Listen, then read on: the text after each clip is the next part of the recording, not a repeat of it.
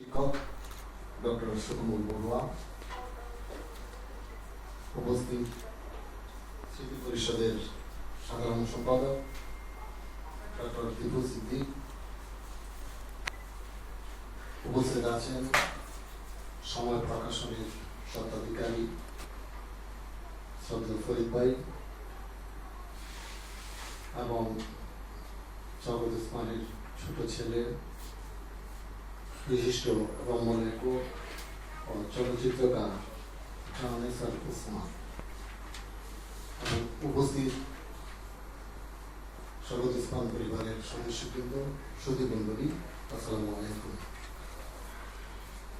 আসলে এখানে ফরিদ ভাই বলে গেছেন যে তিনি বক্তার নাম, কিন্তু আমরা তার বক্তৃতা শুনেছি এবং আমার তো মনে হয়েছে তিনি সুবক্তা। এখানে ডক্টর সুকমল বড়ুয়া কথা বলবেন, আমি আর খুব বেশি বাড়াবো না। আমি আসলে কিন্তু বক্তা নই, লেখা করি, সাংবাদিকতা রিপোর্ট লিখতে আমি খুব পছন্দ করি এবং সেটাই আমার প্রাণ। তবু স্যারের প্রতি আমার কৃতজ্ঞতা আছে, সেই জন্য এই অনুষ্ঠানে এসেছি এবং আমাকে দাওয়াত করার জন্য আমি জগৎ উসমান স্মৃতি পরিষদের প্রতি কৃতজ্ঞতা জানাচ্ছি। আমাদের সাহিত্য ভান্ডারের এক দিকপাল সাহিত্যিক জগৎ উসমানের প্রতি প্রথমে আমি গভীর শ্রদ্ধা জানাই। জগৎ উসমান সম্পর্কে আলোচনা করা আমার জন্য এক প্রকার দৃষ্টতার সামনে, তবুও সাহস করে দাঁড়িয়েছি, কারণ তিনি আর আমাকে খুব স্নেহ করেন। একজন সাংবাদিক হিসেবে তার সান্নিধ্য পাওয়ার আমার সুযোগ হয়েছে। আমি খুব সৌভাগ্যবান এজন্য যে জগৎ উসমানের মতো অত্যন্ত উচ্চমানের একজন সাহিত্যিকের সঙ্গে একত্রে আমি সম্মানজনক ফিলিস পুরস্কার পেয়েছি। তিনি সাহিত্যিক, আমি সাংবাদিকতা, এক মঞ্চে পাশাপাশি বসে পুরস্কার গ্রহণ করেছি। তিনি তার বিখ্যাত ঈশ্বরের প্রতিদ্বন্দ্বী উপন্যাসের জন্য এবং আমি দৈনিক বাংলায় প্রকাশিত হোটেল রেস্তোরাঁয় কি খাচ্ছেন শীর্ষক অনুসন্ধানী রিপোর্টের জন্য এই পুরস্কার পেয়েছিলাম। পুরস্কার অর্থমূল্য ছিল তখন 50,000 টাকা। 90 সালের দিকে তা ছিল অনেক টাকা। তখন আমি দৈনিক বাংলার একজন তরুণ রিপোর্টার ছিলাম, বয়সের তুলনায় তার থেকে নিতান্তই ছোট। তাই আমার সঙ্গে দেখা হলে তিনি বলতেন, ওহে খোকা, ভালো টাকাগুলো কি করেছ? তাকে বলতাম, স্যার আপনার আশঙ্কা পুরোপুরি সত্য, টাকাগুলো উড়িয়ে ফেলেছি। আমার বক্তব্য পুরোটা না হলেও অনেকটা সত্য ছিল। বন্ধু বান্ধব সহকর্মীদের নিয়ে বেশ কয়েকবার চাইনিজ খেয়ে অর্ধেকের বেশি টাকা শেষ করেছি। বাকি টাকা অবশ্য বিয়ের খরচের জন্য আমি রেখেছিলাম, তবে এই টাকায় আমার বিয়ের খরচ লাগবে। আমার বিয়ের খরচের জন্য আরেকজন ফিলিস পুরস্কার প্রাপ্ত আমারই অনুযোগ সাংবাদিক সহকর্মী বিবিসি খ্যাত সাংবাদিক মুয়াজ্জম হোসেনের ফিলিস পুরস্কারের টাকা থেকে ধার নিয়েছিলাম। মুয়াজ্জম আমার পরে ফিলিস পুরস্কার পেয়েছিল।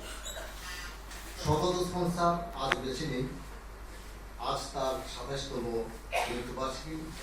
তিনি বেঁচে থাকলে সম্ভবত আজ আমরা তার 108তম জন্মবার্ষিকী পালন করতাম। আমাদের সাহিত্যাঙ্গনে জগৎ উসমান এক শক্তিমান ও অনন্য লেখক সাহিত্যিকের নাম। গল্প, নাটক, প্রবন্ধ, উপন্যাস, শিশু সাহিত্য, অনুবাদ, কবিতা সব ক্ষেত্রেই ছিল তার বিচরণ। তার লেখায় আধুনিকতা ও শোষিত মানুষের মুক্তির কথা প্রাধান্য পেয়েছে। এসব কারণে বারবার তাকে স্মরণ করা দরকার। কথা সাহিত্যের দিক দিয়ে তিনি আমাদের একজন সৃষ্টিশীল কথা শিল্পী। হুমায়ুন আহমেদ তাকে অসম্ভব শ্রদ্ধা করতেন। আমাদের দৈনিক বাংলা এবং বিচিত্রা ভবনে তিনি ঘন ঘন যেতেন, হুমায়ুন আহমেদের যেতেন। সেখানে আমি তার প্রতি যে কতটা শ্রদ্ধা ছিল হুমায়ুন আহমেদের আমি নিজে লক্ষ্য করেছি, কারণ তার কথা সাহিত্যের গভীরতা ছিল তুলনাহীন। বিচিত্রায় একটি গল্প পড়েছিলাম, নাম মনে নেই, তবে গল্পটি এখনো মনে দাগ কেটে আছে। একটি ছেলে এবং একটি মেয়ের মধ্যে প্রেম, গভীর প্রেম। মেয়েটি অসম্ভব ভালোবাসে ছেলেটিকে, কিন্তু হঠাৎ একদিন দেখা গেল ছেলেটি বিয়ে করে ফেলেছে এবং সেই সংবাদ মেয়েটির কাছে এসেছে। মেয়েটি সারা রাত জেগে থাকে।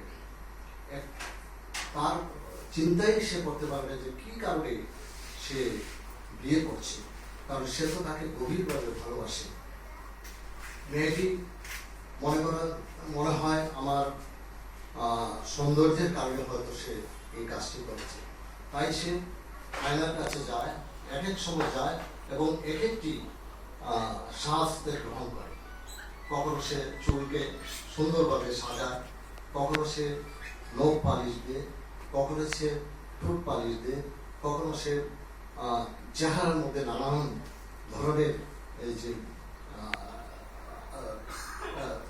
মেয়েরা যে ব্যবহার করে থাকেন সেগুলো মেকআপ নেয় এবং এক একটি মেকআপ নেয় এবং সে আয়নার কাছে গিয়ে দেখেন নাগর তুমি চাইয়া দেখো।